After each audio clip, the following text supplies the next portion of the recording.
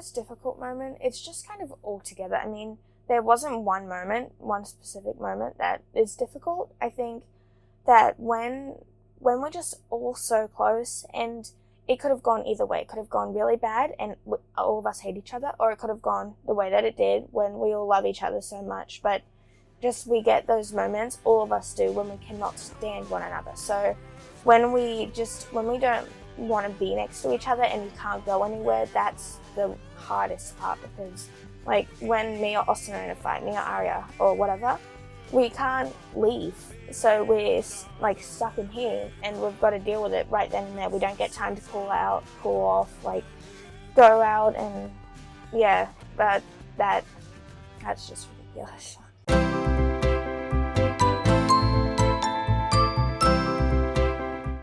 Oh, there's a lot. But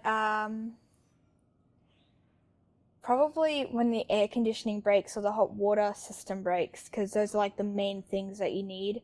Or there's this beepy thing that just goes off when there's a strong scent.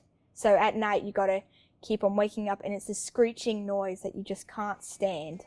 It's so annoying, and we gotta somehow get that disconnected, because when the gas is on, it senses the gas, which is a good thing, but when it's off and it smells another smell, it just goes off for hours and hours through the night. So that's what really bugs me.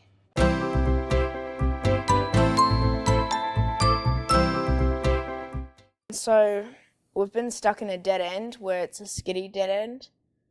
Actually, no, so we were in California and we met a girl named Tamar Geller, who's a famous dog trainer, and we were going to her house, and she lives on a hill, and we thought the end of the street made a big U-turn, but it was actually just a dead end.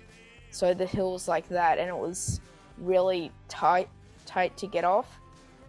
So when my dad was driving up the hill, there's something called the drive shaft in the dog that I need to disconnect while we're traveling, and then I need to push it down when we can drive. So he had to drive and I had to push down the drive shaft to make it so I can drive. So then he stopped and I drove it forward while it was on the hill, and then I put it in park and I could take off the stuff and then direct him back down.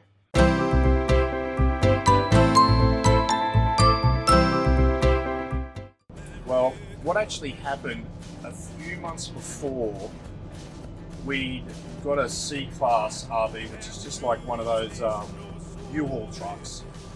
And we did a 2-week Christmas vacation up in the Carolinas and loved it. It was possibly the best 2 weeks we've ever had, and we surprised the kids by parking it across the road the night before.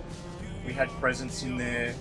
The kids came out and I got up early and put the RV in the driveway, and then we went on our trip. And I think that was the taste of it. That was the idea, and that's when Rachel came up with the idea of getting the RV. So looking for the RV was challenging. We didn't know the first thing about it, and looking back on it now, the smartest thing to do would have been buy a really higher end second-hand RV, because the amount of problems that we've had with a new RV is, put it this way, the average person wouldn't have been able to deal with it. So many things go wrong with brand new RVs. You've got a volcano on wheels, like it's a home traveling down the road, and everything's moving, and anything's loose will come off or break. So I think you've got to go through that early stage of understanding what isn't, bolted down, if you want to call it that, to fix all the problems. And we still have them now, but nothing like it was in the early days.